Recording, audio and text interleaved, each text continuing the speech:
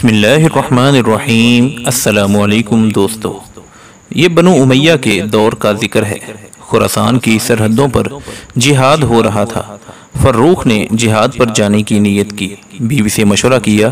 نیک سیرت بیوی نے کہا، ٹھیک ہے آپ جا تو رہے ہیں، مگر آپ کو معلوم ہے کہ آپ چند ماہ بعد ایک بچے کے باپ بننے والے ہیں۔ فروخ پر جہاد کی دھن سوار تھی، وہ متعدد بار لڑائیوں میں شرکت کر چکا تھا۔ انہوں نے بیوی کو جہاد کی اہمیت اور فضیلت سے آگاہ کیا اور کہا، گزر بسر کے لیے 30,000 دینار تمہارے حوالے کر رہا ہوں، میرے آنے تک یہ رقم تمہارے لیے کافی ہوگی۔ فروخ جہاد پر گئے تو وہاں مشغول ہو گئے۔ ہر چند کے بیوی کا خیال آتا، مگر جہاد کا سلسلہ بڑھتا چلا گیا۔ یہ دور اسلامی فتوحات کا دور تھا۔ مسلمان سمرقند اور بخارا کو فتح کر کے آگے نکل رہے تھے۔ وقت کا پتہ ہی نہیں چلا۔ مدینہ منورہ سے نکلے ہوئے انہیں کم و بیش 27 سال گزر چکے تھے۔ پھر ایک دن آیا، فروخ اس شان سے مدینہ منورہ واپس آئے کہ گھوڑے پر سوار ہاتھ میں نیزہ پکڑے اپنے گھر آئے۔ نیزے سے دروازے کو دھکا دیا اور گھوڑے سمیت گھر کی دہلیز پار کی۔ اندر سے ایک نوجوان نکلا۔ ایک اجنبی شخص کو یوں گھر میں داخل ہوتے دیکھا تو نوجوان کہنے لگا، اے اللہ کے دشمن، بغیر اجازت میرے گھر میں کیسے داخل ہو رہے ہو؟ فروخ بولے، اللہ کا دشمن میں نہیں تم ہو، تم میری بیوی اور میرے گھر میں داخل ہوئے ہو۔ گھوڑے سے کودے اور نوجوان کا گریبان پکڑ لیا۔ بڑے میاں لگے شور مچانے اور نوجوان کو برا بھلا کہنے لگے۔ اتنی دیر میں ان کے ہمسائے بھی شور سن کر اکٹھا ہو گئے۔ معاملہ کیا ہے وہ دونوں سے پوچھ رہے تھے۔ کسی نے جا کر حضرت امام مالک بن انس رحمہ اللہ اور دوسرے علماء کو بھی اطلاع دی کہ اس طرح جھگڑا ہو رہا ہے۔ چنانچہ وہ لوگ نوجوان کی مدد کرنے کے لیے دوڑے چلے آئے۔ یہ نوجوان جس کی حمایت میں علماء اور مشائخ بھاگے چلے آئے، ان کا نام ربیہ تھا اور یہ بہت بڑے عالم دین تھے۔ مسجد نبی میں ان کا حلقہ درس تھا جس میں بڑے بڑے علماء شامل ہوتے تھے۔ ربیہ کہہ رہے تھے، میں تمہیں لازماً سلطان کے پاس لے کر جاؤں گا۔ ادھر فروخ بھی کہہ رہے تھے، اللہ کی قسم، میرا تمہارا فیصلہ اب سلطان کے پاس ہی ہوگا، تم میری بیوی کے پاس ٹھہرے ہوئے ہو۔ شور شرابہ بڑھتا گیا۔ فروخ کا غصہ کم ہونے میں نہیں آ رہا تھا۔ اتنے میں امام مالک بھی پہنچ گئے۔ لوگ ان کے احترام میں ادھر ادھر ہو گئے۔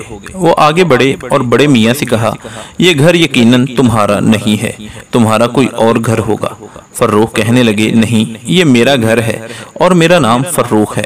اتنی دیر میں ان کی بیوی نے اپنے خامد کی آواز پہچان لی اور اندر سے نکل آئی اور کہا، ارے یہ تو میرے خامد محترم ہے اور یہ ربیہ ان کا بیٹا ہے۔ جب یہ جہاد پر گئے تو چند ماہ کے بعد پیدا ہوا تھا، انہوں نے تو اپنا بیٹا دیکھا بھی نہیں ہے۔ اب جب دونوں کو معلوم ہوا کہ وہ باپ بیٹا ہیں تو ایک دوسرے کو گلے لگایا اور ملاقات کی خوشی میں بے اختیار رونے لگے۔ اب وہ گھر کے اندر گئے، بیٹھے بار بار بیوی سے پوچھ رہے تھے، یہ میرا بیٹا ہے؟ ارے یہ تو جوان ہو گیا۔ بیوی کہہ رہی ہے، ہاں یہ آپ ہی کا بیٹا اور لختے جگر ہے۔ تھوڑی دیر سستانے کے بعد اور حال احوال دریافت کرنے کے بعد فروخ نے اپنی بیوی سے کہا، تمہیں یاد ہے کہ میں نے تمہیں سفر پر جانے سے پہلے کچھ مال دیا تھا، وہ کدھر ہے اور کہاں خرچ کیا ہے؟ ان کی بیوی کہنے لگی، میں نے ان کو دفن کر کے رکھا ہے، کچھ دنوں بعد نکال لوں گی۔ ادھر ربیہ مسجد کی طرف چل دیے اور اپنے حلقہ درس میں مشغول ہو گئے۔ اس درس میں امام مالک، حسن بن زید اور مدینہ منورہ کے اشراف کے علاوہ بہت سارے علماء اور عوام شامل تھے۔ درس جاری تھا۔ کچھ دیر کے بعد ربیہ کی والدہ نے اپنے خامن سے کہا، جائیے مسجد رسول صلی اللہ علیہ وسلم میں نماز ادا کر آئیے۔ چنانچہ فروخ مسجد میں آئے، نماز ادا کی۔ ایک طرف دیکھا، حلقہ درس میں بڑے بڑے علماء بیٹھے ہیں اور ایک نوجوان انہیں درس دے رہا ہے۔ فروخ اس حلقہ کے پاس آ کر کھڑے ہوئے اور نوجوان کو دیکھنا شروع کر دیا۔ اس روز ربیہ نے خلاف معمول سر کو زیادہ ڈھانپا ہوا تھا۔ ٹوپی اس طرح اوڑے ہوئے تھے کہ چہرہ نظر نہیں آتا تھا۔ ان کے والد فروخ کو شک سا گزرا کہ کہیں یہ میرا بیٹا ربیہ تو نہیں۔ انہوں نے تصدیق کے لیے حلقہ درس میں بیٹھے ایک شخص سے پوچھا، یہ نوجوان جو درس دے رہا ہے کون ہے؟ اس نے کہا، یہ ربیہ بن ابی عبد الرحمن ہے۔ اب فروخ کہنے لگے الحمدللہ، اللہ تعالیٰ نے میرے بیٹے کو یہ مقام اور مرتبہ دیا ہے۔ خوشی خوشی گھر واپس آئے، آ کر بیوی سے کہنے لگے میں نے تمہارے بیٹے کو اس مرتبے اور مقام پر دیکھا ہے جہاں بہت کم اہل علم پہنچ پاتے ہیں۔ ربیہ کی والدہ بولی سچ بتائیں، آپ کو 30,000 دینار محبوب ہیں یا اپنے بیٹے کا علمی مقام اور مرتبہ؟ فروخ بولے ہرگز نہیں، اصل مقام اور مرتبہ تو علم ہے۔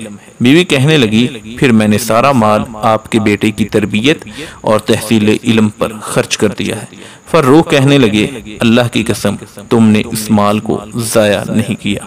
تو دوستو ایسے ہی دلچسپ اور سبق آموز واقعات حاصل کرنے کے لیے ہمارے YouTube channel AR Story Time کو سبسکرائب کریں۔ اللہ حافظ و نگہباں۔